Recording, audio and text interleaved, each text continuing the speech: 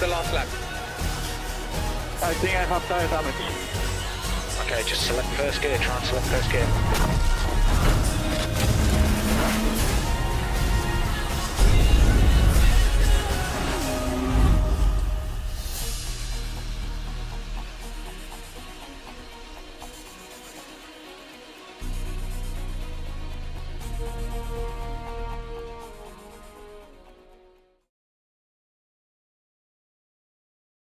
Hello, everybody, and welcome to another wonderful round of West Coast Wednesdays. I'm Saagar Bakshi. Joined in the booth with me is Kuzya Terekov, and we are going to have an epic time watching these 24 drivers go around the circuit. Kuzya, how are you doing, my good friend? Doing great. Thanks for asking. Yeah, gonna enjoy watching some GT3 action around Valencia today. Hopefully the drivers provide some good action on the track. Nice and clean, nice between the lines. Yeah, hopefully we can see some good overtakes as well. Always good to see those. Absolutely looking forward to it, to go around this 2.4 mile MotoGP circuit, or MotoGP style circuit, founded in 1999, unchanged ever since. We're headed to Valencia, Spain for 14 corners total, 5 to the right and 9 to the left, with 18 meters, or what the heck is a meter, of elevation change, 61 feet in total of elevation change total. And without any further delay, let's take a look at the calendar very quickly, as qualifying is about to conclude, unfortunately. For the GT4 rookies on Mondays at 8 p.m. Eastern Standard Time, we're headed to Barcelona, then Valencia. We just finished those up. Next week is going to be Kailami for the GT4 rookies and the GT4 Open. West Coast Wednesdays, we've been to Suzuka. Now we're at Valencia. Next week we'll be at Imola. GT3 Championship on iRacing Thursday at 8:30 p.m. Eastern Standard Time is headed to Virginia International Raceway on January 23rd. Proto Pavement Championship, we've done our qualifying. We've been to Suzuka, we've been to Imola, and now this week we're going to be headed to the Red Bull Ring. And let's go ahead and thank all of our Patreon subscribers as well. Thank you to Carson Cass, down to Tanner's Masters and the V8 Muscle Inline 4, from Pranav Kalavala to Justin Beachley, or George Elmer to Jeff Franks, and Jacob Church to Rally Dutchy. Thank you very much to all the V12 Exotic and the V8 Muscle Inline 4 donors. Kuzya, let's get looking at the action with just 40 seconds left to go. Apologize for the late stream. Yeah, let's just see the grid order and how everything is established. For now, it looks like we've got some Fords and McLarens on the top. Probably a pretty dominant track for those two cars, especially with the Ford being pretty new in the game and kind of overpowered at the moment, but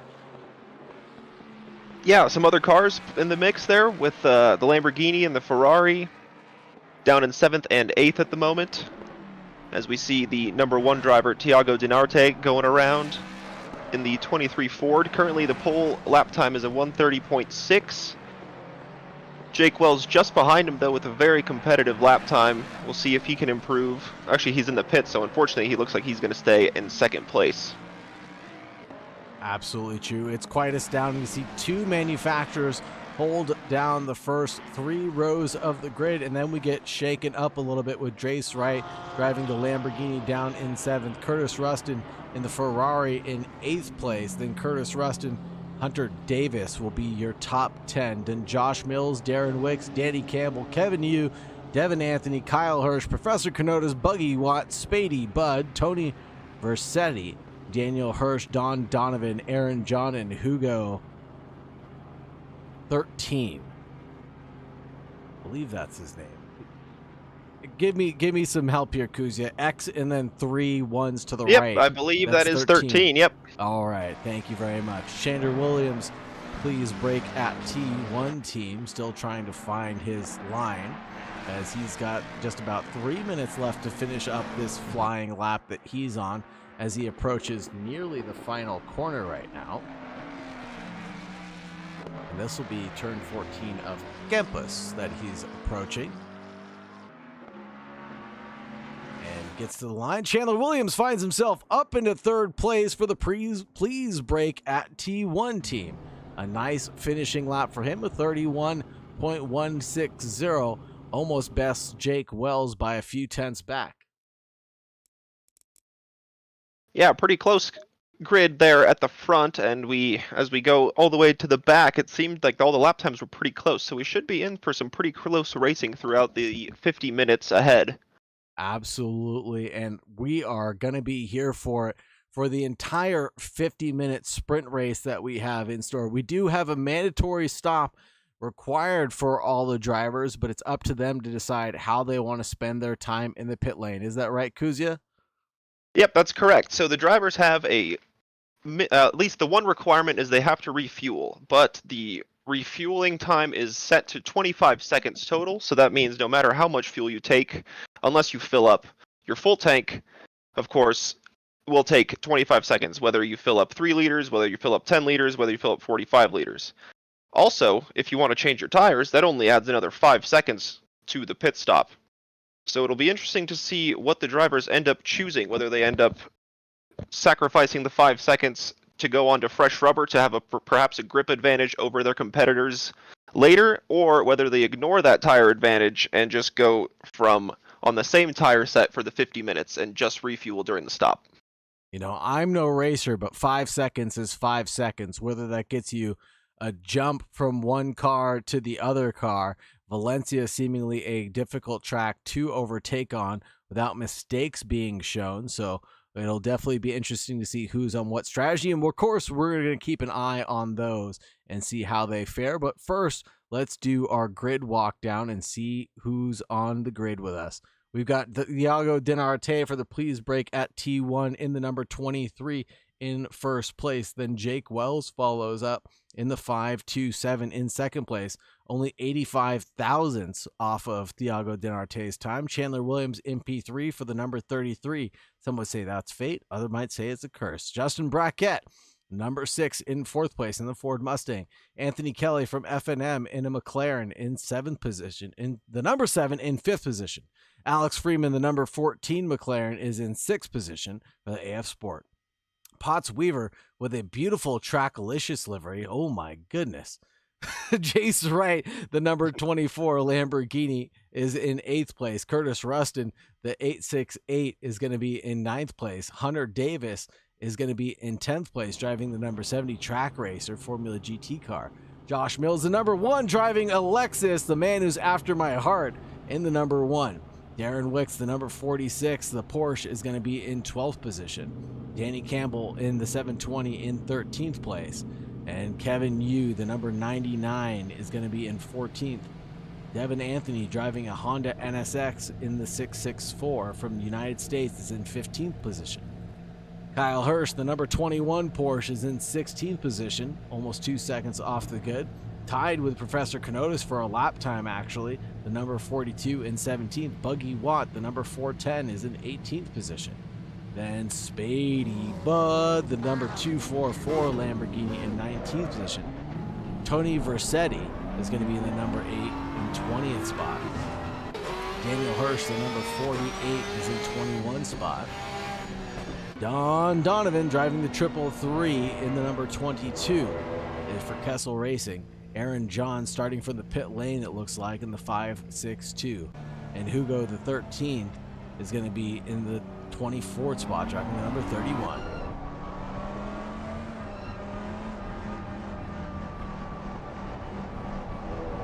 Yeah, I'm not sure, but it looks like there's a car stuck there on the starting line. We'll see if they're able to get going. Yeah, that's the Ferrari of Buggy Watt. So maybe perhaps some sort of has hit drive, right? I believe yes. Oh, there they go back to the pits. Yeah, I believe if they have not hit drive, they would have teleported back to the pits. So perhaps he hit drive and maybe suffered some sort of wheel issues before setting up. Perhaps maybe just can't start the car or something like that. Super unfortunate for the 410 to not get sent back early enough. And some say Jake Wells' livery is so boring that the gray carbon fiber looks even better. That's quite funny. I downloaded liveries again right before this race started, but unfortunately not seeing the number 527's livery. Perhaps he's using that Santa Claus livery that Jake Wells' team was using for, oh gosh, I forgot what event that was for, but that was a good one. Yeah, it's always a challenge with the liveries. You might adjust one tiny little detail just after submitting your livery, and it could throw off the entire file of the game. But happens to the best of us. Yeah, a couple of liveries not coming in. That Lamborghini as well of is Jace Wright. Yeah, Jace Wright in the number 24. The Iron Dames 2024 livery, unfortunately not coming through, and that would be a sight for sore eyes to see Jace Wright driving an all-pink car. But you know which car I am happy to see that came in is Potts Weavers for the potty skills. Yeah, it looks beautiful as they get back onto the straight to approach the line to start the race.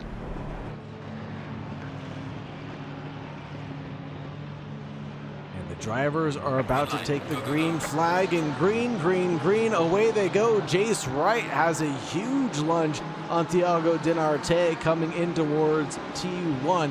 Looks like Jace Wright will get the jump over Thiago, and he goes a little bit off track limits to avoid any calamity with the number 23. And then Thiago snaps right back, coming around doing corner. And now the two Mustangs, Chandler Williams and Thiago Dinarte, are going to have to battle it out between themselves to try to get past Jake Wells off the start away.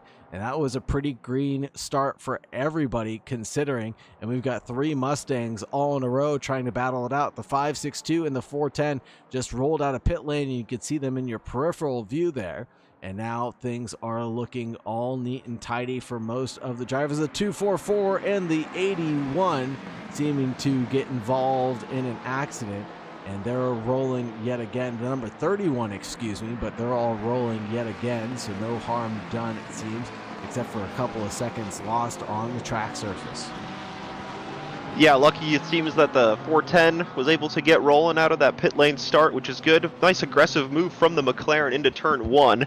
Was able to probably just keep it within track limits. Turn 1 at Valencia here, you are able to run off pretty wide onto that green little AstroTurf, as opposed to the rest of the track, which has that,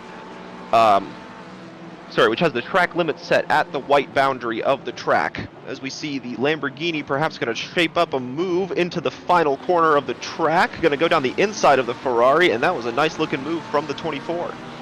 Excellent looking move out of Jace Wright, getting one done on Don Donovan, Danny Campbell, and Kevin Yu. The 720 and the number 99 having an incident, and they tumble down the order pretty quickly. Anthony Kelly and Hunter Davis are battling it out as they come through doing corner, and it looks like everything is settled down between the two drivers. And surprisingly, not a lot of side-by-side still happening right now. The drivers have fallen in single file line for the most part here at Valencia. Yeah, with the 50-minute race ahead, they do have some time to kind of pick out their moments and perhaps look for weaknesses in the drivers ahead. Of course, the different cars might be stronger in one areas of the track versus another, so they might potentially just wait out for weaknesses there as well. Alex Freeman trying to get a move done on the number 70 out in front. That's Hunter Davis who's holding down that pack, but now it's Darren Wicks who's going to be threatening Alex Freeman. The number 14 McLaren looking like a tasty morsel of a snack. The Porsche looking to chomp away at any opportunity that's given. Looking at the leaders right now, Jake Wells has maintained an 0.8 gap in front of Thiago Dinarte, and then Chandler Williams is about half a second back, and then Justin Brackett in fourth, 1.5 off of Chandler Williams. It looks like those top three are just about pulling away from fourth position, so they're going to be in a little fight of their own. It'll be interesting to see what happens later when they do come in for their pit stops. Like as we mentioned earlier, there might be completely different strategies lined up for the top three. Now, Kuzi, at a track like Valencia, how do you feel about tire wear affecting the drivers? Would you elect to take tires, or would you elect to stay on one set for the entire 50-minute stint? You know, it's hard to tell. It's very car dependent too. Especially with track temperatures like this, it wouldn't be surprising to see a few drivers swap onto their tires and a few drivers risk it on just one set. It's very possible to, of course, extend that set of tires for beyond the 50 minutes. Usually endurance stints are around 60 to 70 minutes, so these tires are more than capable of lasting that long. It's just a matter of whether the drivers feel they need that little bit of extra rubber advantage underneath them at the late stages of the race.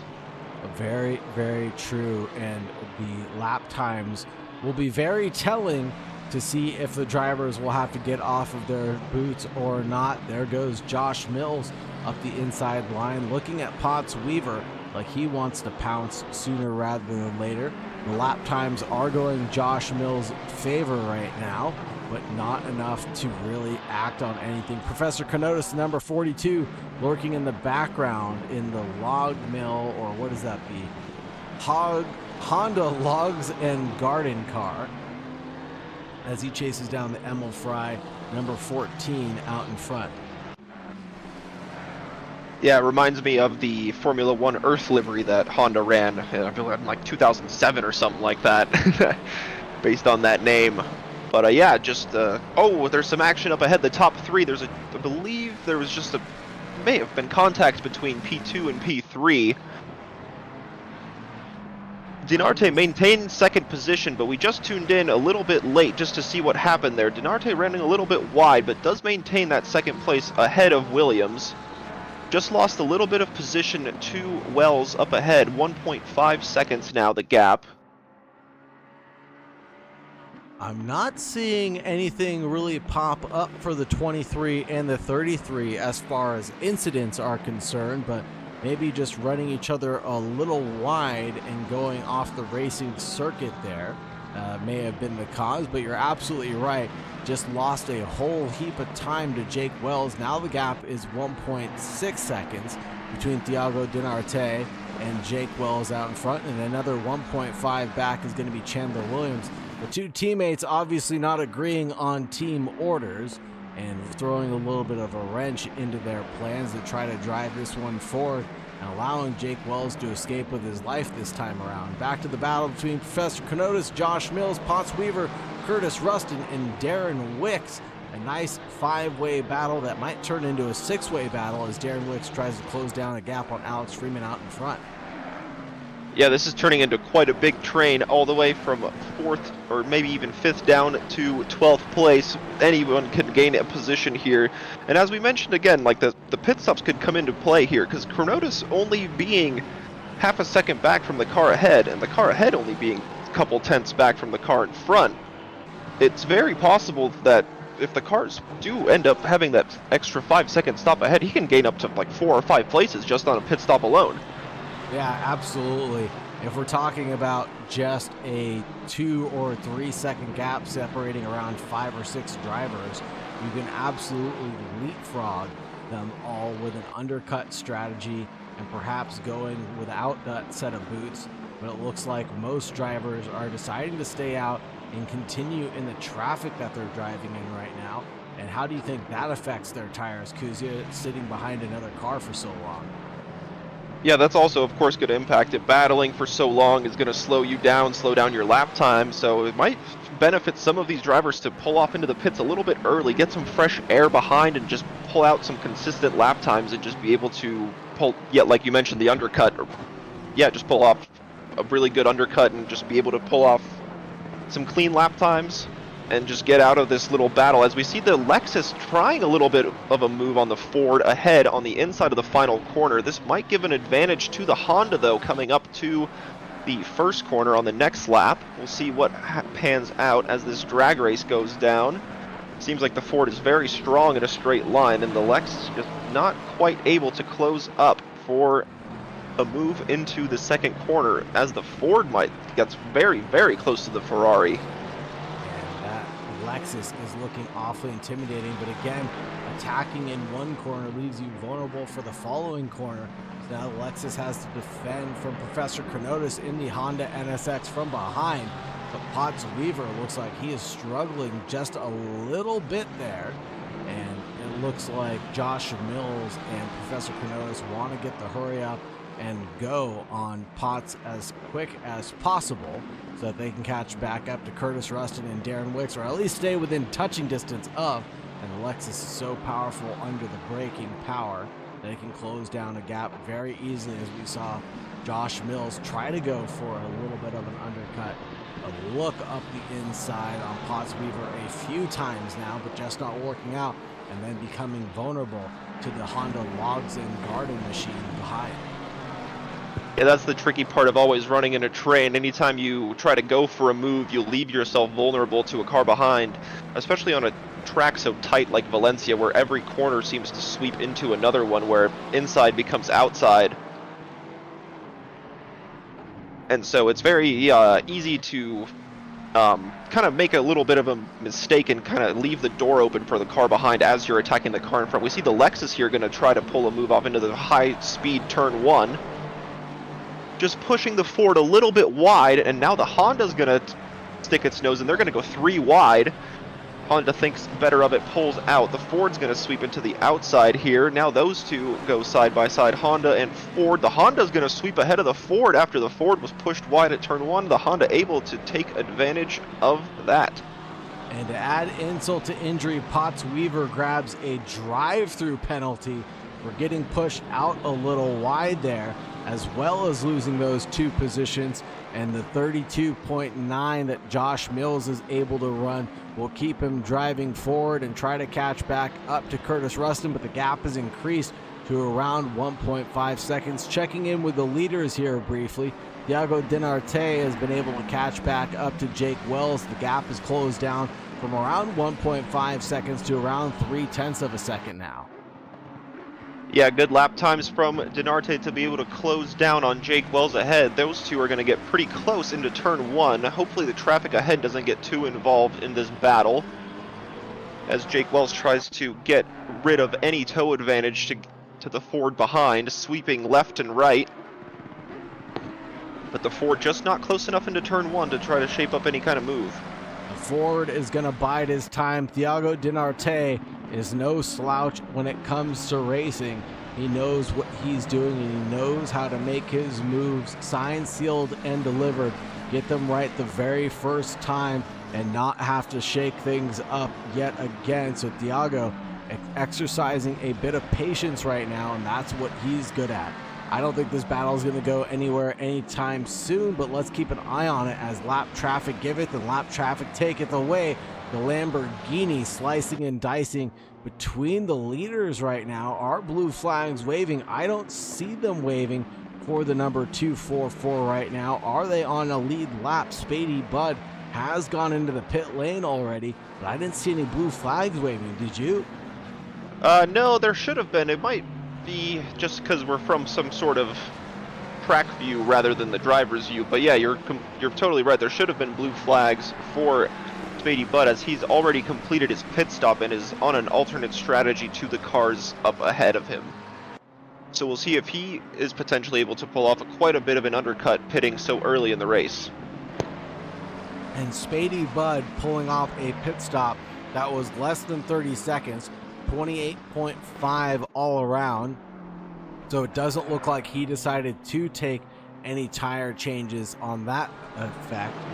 Here comes Potty Skills, now caught up to the back end of Professor Kanotis and Alex Freeman and the Kyle Hirsch car, the number 21 out in front, trying to invert their positions as Alex Freeman tries to fight forward. Yeah, the McLaren's going to try to pull off a good drag race move into turn 1 or just shape up into the next corner. We'll see what pans out. It looks like he's got a good run, but just not quite enough alongside to shape up a move yet. Has to slow down dramatically. This might even open up a move for the Ferrari behind. The McLaren takes a pretty defensive position, runs a little bit deep into the corner, lets the inside open for the Ferrari. They're going to run side by side through turn 3. Who's going to be braver into turn 4? The McLaren has the inside position, but can the Ferrari keep the grip on the outside? No, just cannot, and it's going to slip behind. Amazing looking overtake for that Ferrari, trying to capitalize on Alex Freeman's slight hiccup there. The number 14 out in front in 13th position. Alex Freeman is actually down 7 positions overall, and Don Donovan in that Kessel Racing car ends up getting passed by Danny Campbell in all this exchanging going on, and it looks like they're going to go side by side yet again through another set of corners. Don Donovan doesn't want to give this one up too easily, driving that 296 Ferrari as he chases down the 720S out in front, the number 720. Yeah, very good action side by side through the chicanes at turn 9 and 10. Getting a little bit sideways on the exit there. That's not going to help his chances of pulling off a move down the main straight. But we'll see. Oh, there, Potts Weaver goes into the pits to serve that drive-through penalty most likely. And we'll see how much time that costs him. It shouldn't be too long, as this pit lane isn't that long. No, it's not that long, but it will definitely hurt his chances as running into the top 10 any longer. And that will be detrimental to his race, as he still has to take another mandatory before the end of the race. The drive-through obviously not causing that. And whom is that driving that Porsche? And it looks like that might have been, no, that's not Potts. Oh, a little bump in the rump there from Don Donovan into that number 720. Holy smokes, that could have been race ending for that number 720 car. And Don Donovan ends up driving that one forward and takes that position handily. But that Porsche is the one that got involved in that. I'm not sure which number car is that. Aaron John, the 562. Yes, it is Aaron John in the number 562. That kind of was the causation of that calamity, almost. Yeah, it's not necessarily up to the... I can't remember what the rules specifically state in this one, but it's not necessarily the job of the car that's under the blue flags to necessarily get out of the way. They just can't really defend too hard, so I'm not really sure if that was the case or not there. But yeah, causing a little bit of a calamity. The McLaren forced to check up a little bit, and that caused, I think that's what caused the Ferrari to ultimately go into the back of him. He just wasn't expecting so that the McLaren to react ahead. Absolutely agreed. Yes, this is not Formula One. There are no blue flags, 3 corners, and you got to get out of the way rules. Anything like that under GT racing rules or normal regulation, it is up to the faster car or the car on the lead lap to pass safely, obviously, and the slower cars should not be able to defend in any which way. Of course, those may not be the rules of Trackalicious per se, but those are the rules of ordinary GT racing throughout the GT racing categories. Yes, that's true, and it could just be just a small little hiccup from one car leads to a small little hiccup from the other, just a small little train of cause and effect. But luckily they all escaped major damage, and it looks like the 333 Ferrari is able to pull away, but that's going to cause, it has caused the 720 to come under pressure from Kevin Yu in the 99 Ferrari behind. He's going to try to shape up a move into turn number 11, a very slow right-hand corner, almost a 180-degree turn. 100%. Not Kevin quite close Yu enough. is looking pretty good in that number 99 car. That white car shining brighter than a star, and it's getting awfully big and bright in Danny Campbell's rear view mirror, as he's got one Ferrari in front of him and one Ferrari behind him, I believe. Yes, there is Don Donovan about 1.6 seconds up the road, and Kevin Yu only 0.4 back. When do you think that the best opportunity would be to pounce will be for Kevin Yu? At the moment, it looks like the McLaren's just losing a little bit of grip in that midfield section, so maybe perhaps here now he's going to have a look down the inside of the turn 2.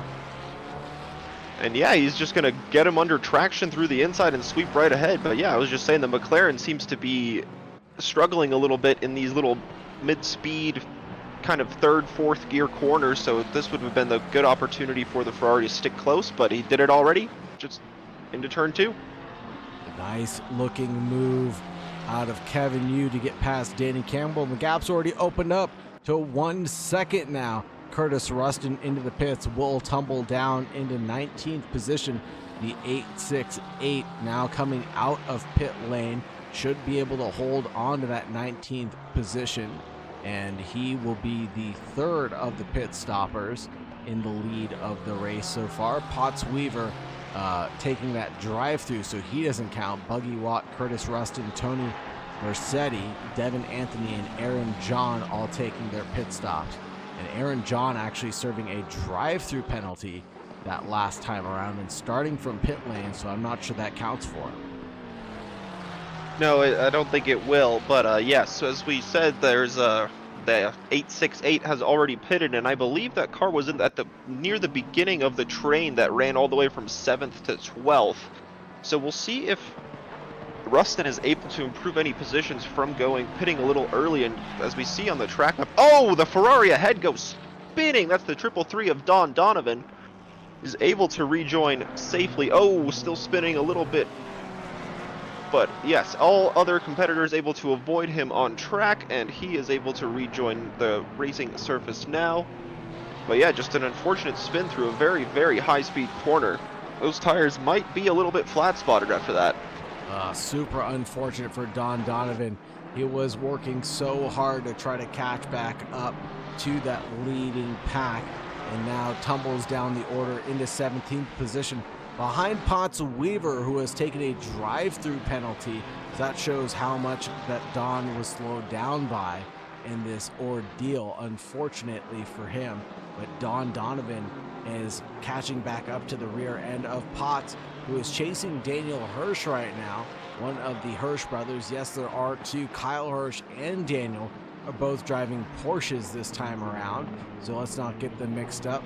The 48 of Daniel Hirsch trying to go around the outside line to defend, but we all know that the outside is going to stay the outside for the following corner, unfortunately for Daniel, when he turns into turn 13, and it looks like nip and tuck up the inside line for the Porsche, and it's able to hold on and almost turns into a disaster, but it's all neat and tidy for them. And there goes Don Donovan in and into the pits.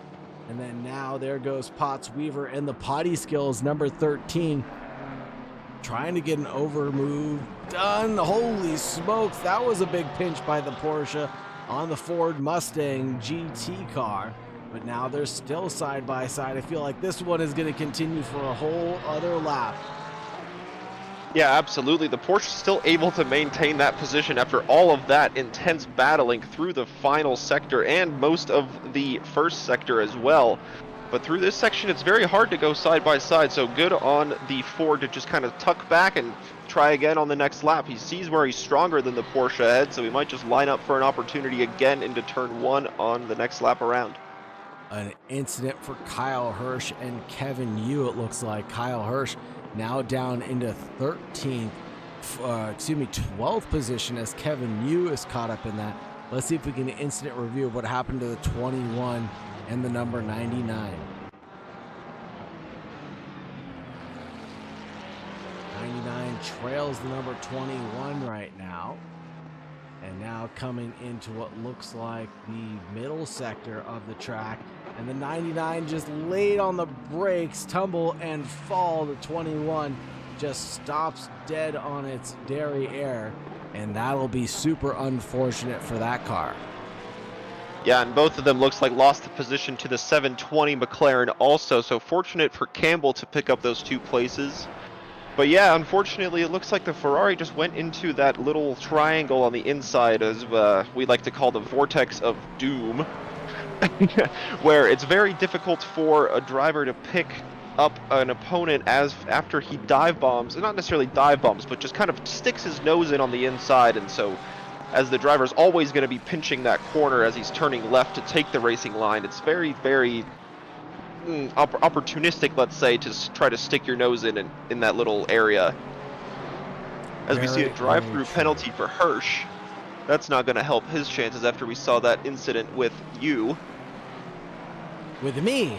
Oh, you mean Kevin Yu? With Kevin Yu, yes. No, of course. After having that incident with Kevin Yu, Kyle Hirsch, unfortunately, insult to injury, gets a drive-through penalty for cutting the track, and you're absolutely right about that. That's going to hurt his chances. He's going to tumble down behind Potts Weaver even. Josh Mills in the pit lane next. But yeah, that's going to be absolutely detrimental to his efforts. Yeah, unfortunately, we've seen that for 2 drivers now, where Potts Weaver was kind of the same thing, where he was pushed a little bit wide on track and perhaps picked up his final track limit for going wide because of that incident. As Hirsch comes into the pits to serve that drive-through, Mills is still in there. We'll see where he ends up coming out, because he's also involved up in that battle, up in that really tight battle we saw in the a top 10. So it'll be interesting to see if he comes out relative to Rustin. And Josh Mills driving the lonely Lexus out on track surface right now. And the Lexus is actually fairly good on tire wear, as long as you don't get that big bulky car to start sliding around on you. So as long as he's been managing the traction beneath him, he might be able to double stint these tires. But Josh Mills, with a 32.8 second stationary, decided to take tires for this 50-minute sprint about the halfway point. He split this one right down the middle. Yeah, it looks like he was able to get ahead of the Ferrari who pitted earlier, so good for the Lexus to stay ahead, and it looks like based on the track map he's got some good clean air ahead to be able to push on and try and build the gap behind and push on and perhaps catch some competitors ahead after their pit stops, as we see the number 7 McLaren in the pits, Wicks in the 46 Porsche goes in the pits, and Chronotis in the Honda, Freeman behind also diving into the pits. Very true, because he was battling it out with Professor Chronotis and Darren Wicks, as well as that number 868 of Curtis Rustin. So Josh Mills performing a pretty decent undercut on the rest of the field, but it will be telling to find out if he came in a lap or two early, because Chronotis will be the next one on the chopping block for him to contend with. We'll have to keep an eye on the timing tower to see where the cookie crumbles may fall. But for right now, the 527 leads over the number 23 of Thiago Dinarte, then Chandler Williams, the number 33, still holding on to third place. Hugo 13, though, now challenging for Potts Weaver's position, and both of these drivers still need to take a pit stop, and the 31 goes for a late lunge up the inside line on the number 13, and then drifting a little out of control, a bump in the rump there, oh no, as we come through Nieto. Turn 6, and now it looks like the move has gone to Hugo 13, and now Potts Weaver has, I believe that'll be Daniel Hirsch to contend with in the background. 1.3 off the good now. Yeah, that was just a very, very aggressive, very fair, I think, but quite aggressive move into the inside of turn 4 from the BMW, but Potts Weaver leaving plenty of space to keep it nice and respectful on the track for both drivers to be able to make through the corner safely. Now just has to stick close to the BMW, try and pick his position and make that move count where he can make it stick. Perhaps now, as the BMW gets a little bit squirrely on the exit. BMW carrying a lot of speed through the corner, just runs wide. The Ford has a great run down the main straight. The BMW pulls off the racing line, doesn't want to give any sort of slipstream advantage to the Ford. Looks like the Ford and the BMW are going to go side by side into turn 1. Potts Weaver just has the nose ahead. Oh no, and he gets tapped on the rear panel and gets spun around by the BMW of Hugo 13. But it looks like Hugo 13 may be slowing down to give that position back. Good respect from him, so we'll see how that ends up playing out later in the race. But yeah, just a little bit aggressive from the two drivers going into turn 1, the very, very high-speed corner. Yeah, a high-speed miscalculation. Like I was told the other day, we're basically playing chess at 200 miles an hour, and how that all works out on pen and paper, not too well, unfortunately, for those two drivers. Let's take a look at Curtis Rustin, Justin Brackett, and Hunter Davis as they're in a three-way scrap right now. The Ford Mustangs lead over the 868. This is Curtis Rustin trying to challenge back, and Josh Mills has elected to take those tires and is wrestled up into 9th place, way ahead of these three battling it out.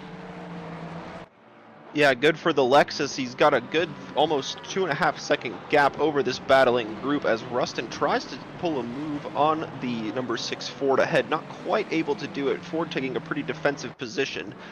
As Jake Wells from the lead is now in the pits, as well as the 3rd place runner of Williams in the 33 Ford.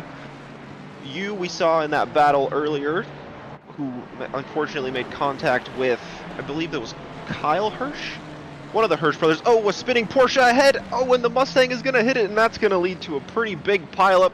Oh, no, the 868 involved. I'm not sure which Mustang that was. I believe that was the 70 of Davis Yeah, he returned to the pits. And that was a very, very, very big incident between those two. Lots of damage on the Ferrari. Thousands and thousands of dollars of damage. Super unfortunate. And was my man, the number 1, Josh Mills. Josh Mills was able to avoid all of that super unfortunate accident, and that finds himself up into 5th place after that. He was in 9th place just before that entire conversation started, but now all the way up into 5th place, the number 1 finding himself in a very good position right now, only behind Anthony Kelly, Chandler Williams, and Jake Wells. Yeah, very good position for the Lexus to be in. He's got a bit of clean air ahead, a pretty big gap to chase down ahead of the McLaren of Kelly.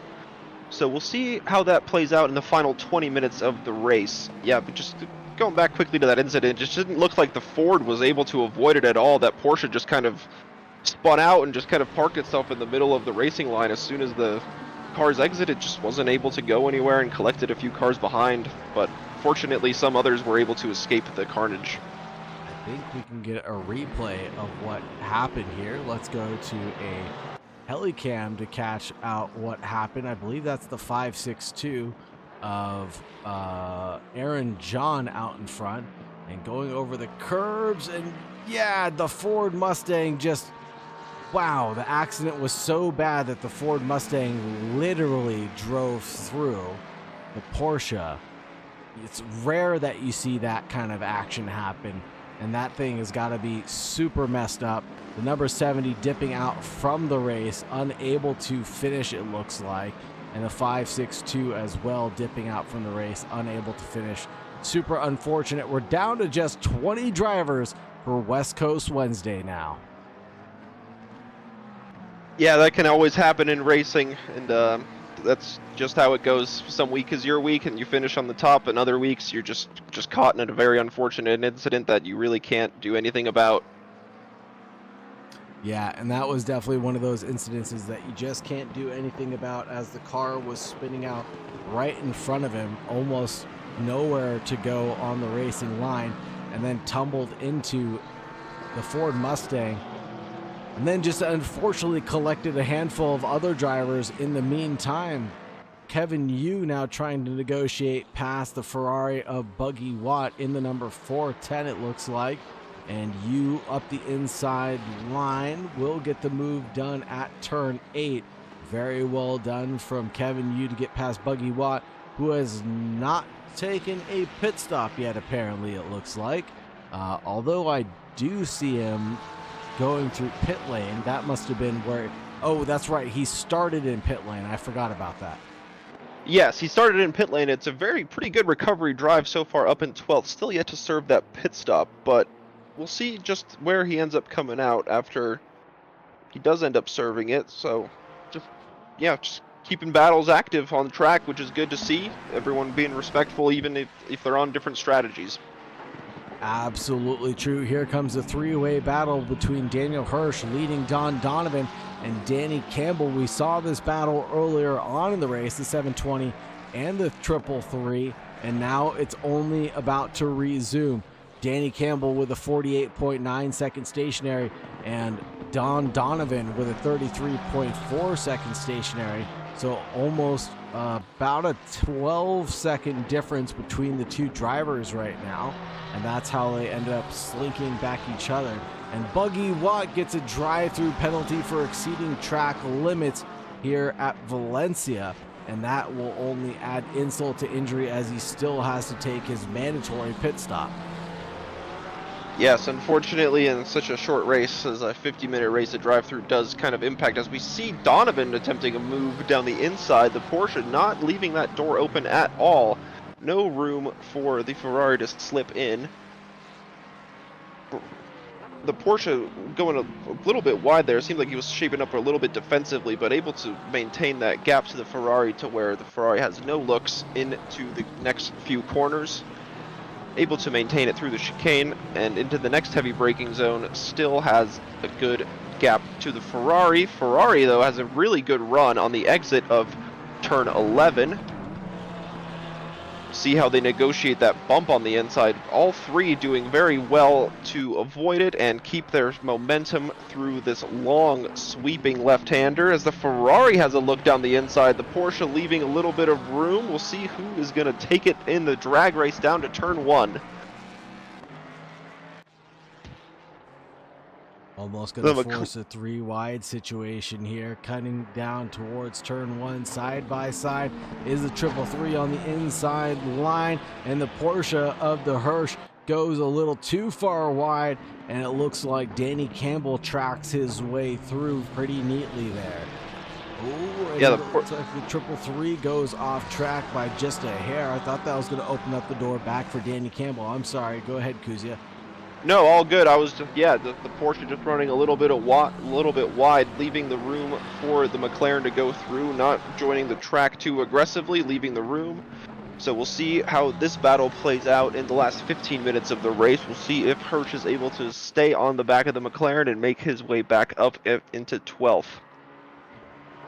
It's crazy to think that we've only got 14 minutes and 45 seconds left in this race. It feels like we just got started not too long ago, Kuzia, but now we have more battles on track than I have fingers and toes to count on. We've got Professor Kenotis, Alex Freeman, and Justin Brackett battling it out up in the top 10. We got Don Donovan, Danny Campbell, and Daniel Hirsch as well battling it out for the 12th, 13th, and 14th position spot, but it's still anybody's ball game right now, as some drivers electing to not take tires, such as Daniel Hirsch, but the rest of the field looks like they did. Yeah, we see here the McLaren has a pretty decent run on the Ferrari, so this battle is going to continue on to the next lap of the race. The Ferrari just able to stick ahead. Oh, has a bit of an oversteering moment though. The McLaren is going to take a look down the inside of turn 2. We'll see if he can get it done. The Ferrari very good on the brakes, able to stay ahead though. The McLaren might have just had to check up not to crash into the sliding Ferrari ahead and just not able to get the run into the braking zone.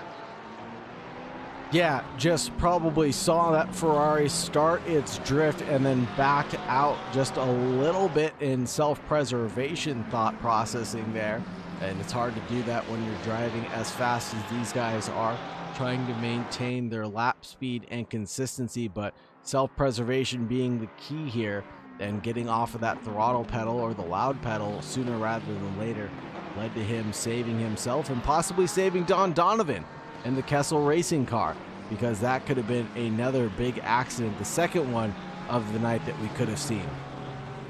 Yeah, that's true. These two did have a little bit of contact earlier in the race due to a bit of traffic getting involved. Looks like in third place, the 33 Ford gets a drive-through penalty for track limits. So unfortunately for Williams, that's going to drop him out of the podium position and give the number 7 McLaren of Kelly the final step of the podium. We'll see exactly where Williams will drop back. Hopefully not involved in too many battles, so you can have a pretty clean race to the end.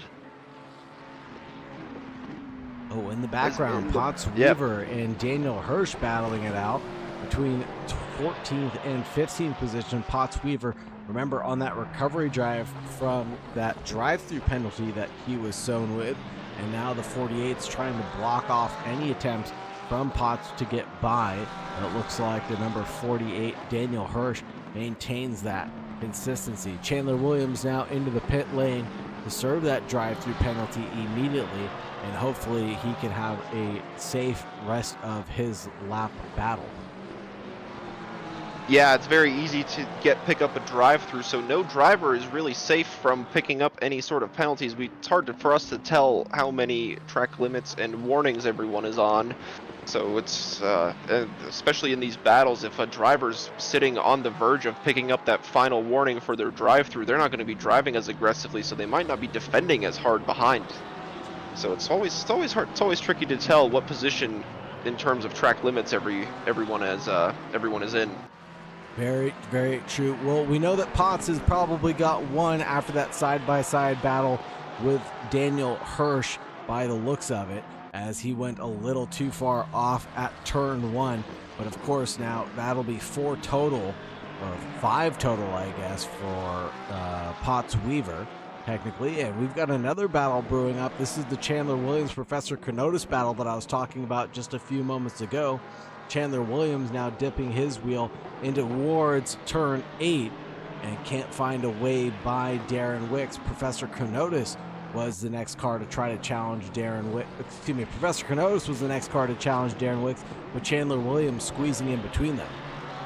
Yeah, it looks like he just wasn't able to hop ahead of the Porsche after the pit stop, so unfortunately stuck behind in this battle. Gonna try to make up the position on the Porsche ahead, though.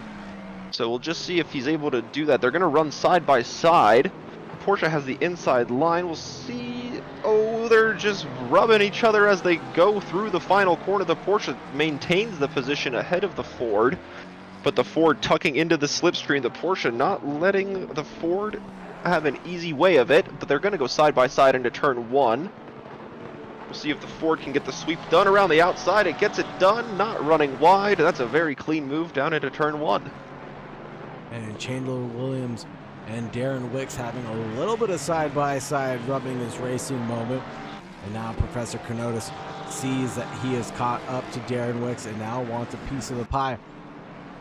I just want to point out that Josh Mills in that lovely Lexus in the number 1 has taken 4th place and is now sitting behind Anthony Kelly in 3rd place, 10.9 seconds away from that podium spot. But the Lexus, for the first time in history, claiming a top 5, it looks like. I'm just kidding about in history, but it's been a long time. Yeah, that's very fair. The Lexus not a popular choice of car in the game at the moment, but it's always very fun to drive. The noise it makes from that V8 just sounds very, very, very menacing and very fun to drive. As Chronotis, oh sorry, this is Potts Weaver and Hirsch go side by side. Weaver has the inside. He just flares that car out, not giving any room to the Porsche to make a move back. And he's going to maintain 14th place ahead of the Porsche. But the Porsche going to try on the brakes, sticking his nose in, but not quite close enough to line up that move.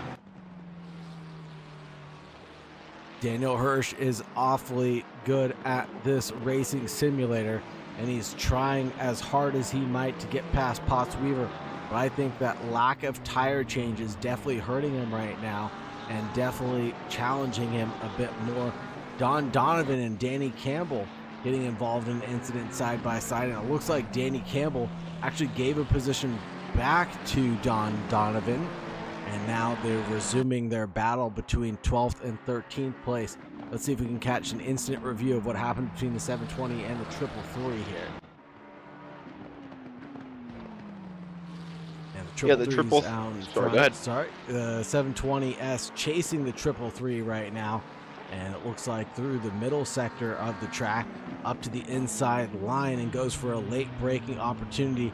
The 333 turns in and just nudges the 720, and then that's what happened, and the 720 gives that position back. But now challenging again, this time very cleanly at the entrance of turn 2. Doing a great job of keeping it very neat and tidy this time around. The 333 now trails behind Danny Campbell in the 720S.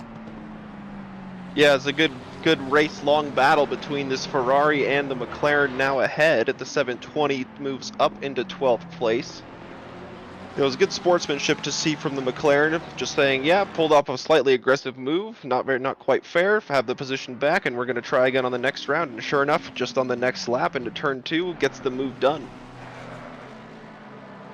Here's Justin Brackett in the Budweiser car trying to get past Professor Chronotis, and trying no longer. He is able to get a move done on Professor Chronotis. The number 42 Honda Logs and Garden car gets bumped back 1 position into 8th place, as the Ford Mustangs sure are bringing it home tonight. Yeah, they seem to be very, very strong around this track. That doesn't seem like tire wear is impacting them at all.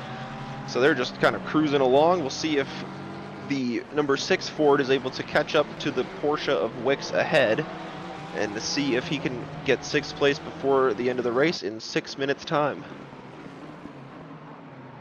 6 minutes, and the drivers are lapping around 131s right now. 131.6 last lap around for Wells, 131.3 for Thiago Dinarte.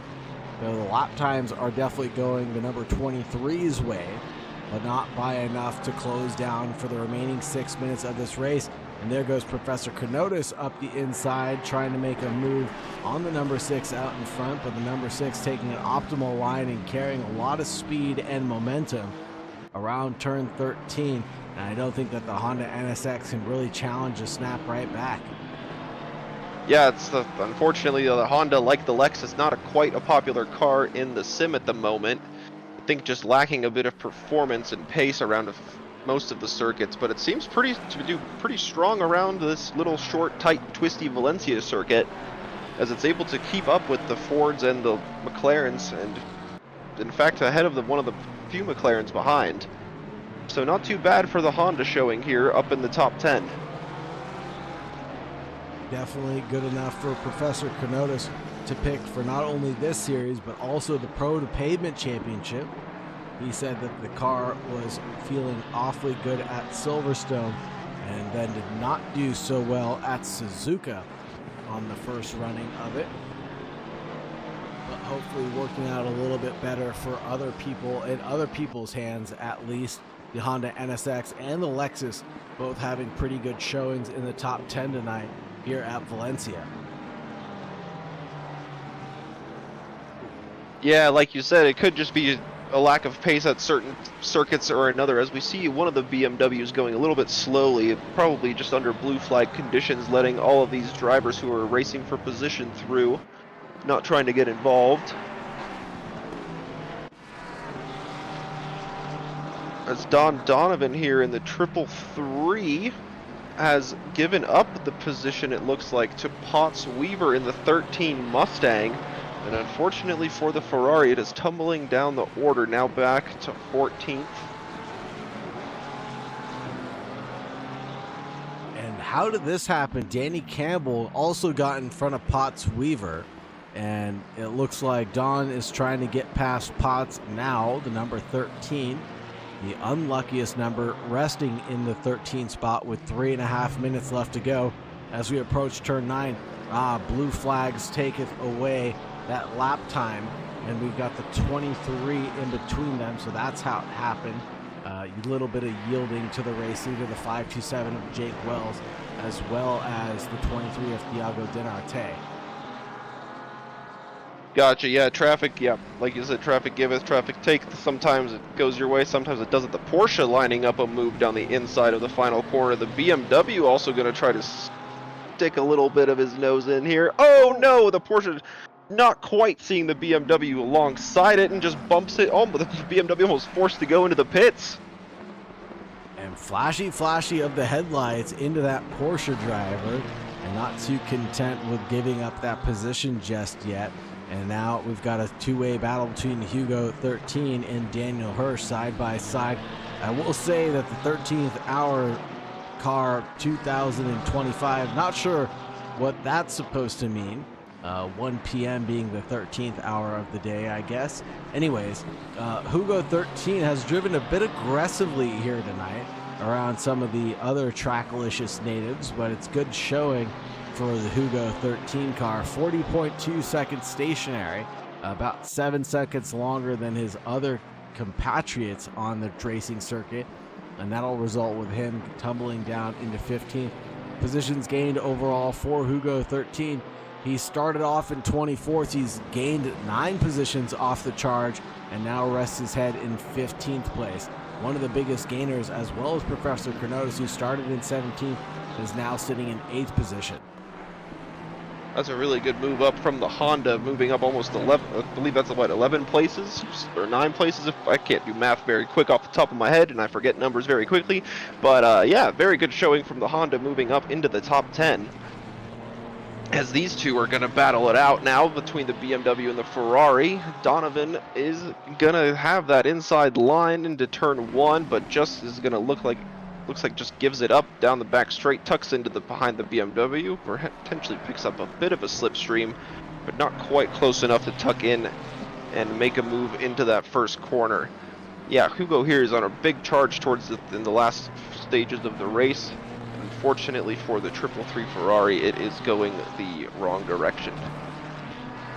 I wonder what happened to Don Donovan. He was doing fairly well for quite some time. He still gained 7 positions off the charge. Started in 22nd, up into 15th place now with 49 seconds remaining. This will not be the last lap, I don't think. I haven't heard the race director call out the last lap yet, so perhaps the 5:27 can get to the line within the next 35 seconds, and we'll get ourselves a bonus lap to finish out this round at Valencia. Yeah, we'll see what happens with Jake Wells in that 527. Potentially for Donovan, may have just picked up a little bit of damage in a couple of those incidents, or not necessarily incidents, but just some racing moments that he's had. But yeah, Jake Wells approaching the final corner now. We'll see if he's got 10 seconds. We'll see if he'll be able to cross the line or not. Leaders on final lap now. And yeah, because yeah, if he slowed down too much, he would have absolutely given that position up to Dinarte behind, and they absolutely do not want to do that. Crossing the line with just a second left to go was Jake Wells, hoping to not have an additional lap around Valencia, but having to do so to not give up that position to Thiago Dinarte behind. The number 23 has been chasing down Jake Wells ever since the get-go. Thiago actually started the race in P1. I believe that could be correct. Yes, Thiago started in P1, Jake Wells in P2, but Jake had a phenomenal start and got around Thiago with relative, well, not relative ease, I'll correct myself. He got around with a hard-fought press to get around, and then Thiago and Chandler Williams coming together at some point on the racing surface forced them to have about a 1.7 second gap behind Jake Wells, but then able to close it back down to 0.3 of a second. But then lap traffic giveth, lap traffic took it away, and Jake Wells was able to escape with P1 for this one. Thiago Dinarte will bring it home in P2. Anthony Kelly in 3rd place. Chandler Williams in 4th. Josh Mills in 5th place. Yeah, congrats to the 527 as they cross the line now to take the checkered flag, as the Lexus can't do anything to stop the hard-charging Williams after serving that drive-through. Got himself back up into 4th place, so really good recovery from the Ford after unfortunately having to serve that penalty for track limits, but limiting the damage nonetheless, only ended up losing just 1 position. Had some good fought battles at the end of the race here as these two approach the final corner of the track to take the checkered flag. Absolutely true. Chandler Williams was on the charge, lapping at around 132.2 that previous lap. He was faster than all the cars in front of him, and he kept on charging forward. Chandler Williams in 4th place, Josh Mills in 5th. Darren Wicks will cross the line next in the Porsche for the Greenlight Racing Team, the number 46. In 6th place, Justin Brackett in 7th. Professor Carnotis 4/10 back. In 8th place, Alex Freeman in 9th. Curtis Rustin in 10th. Battling it out with Kevin Yu, the 2 white Ferraris. And they're going to get really close, drag racing to the line, and that'll be it for them. Curtis Rustin in 10th. Kevin Yu in 11th. Danny Campbell in 12th. Potts in 13th. Hugo in 14th. Don in 15th. Daniel Hirsch, Kyle Hirsch, Tony Versetti, Devin Anthony, and Buggy Watt to finish out this one. Yeah, good action there across the line between the 2 Ferraris. Unfortunately, it looked like you picked up that penalty just as he crossed the line and went a little bit wide on the exit, but I don't think that's going to impact his position at the end of the race at all. No, 100% did not impact his race whatsoever. Let's grab Jake Wells from the green room here, and we get to talk to the champion himself. Mr. Jake Wells. Hello, hello. Fancy meeting you in these parts. I'm surprised. How so? Wasn't expecting to win. I haven't had a win in a long time, so I'm very, very, very pleased. Well, we're pleased to see you take home P1 as well. You've done a phenomenal job this race. Talk to us about how you're planning to get around Thiago Dinarte early on in the race and how you managed to stay out in front of him.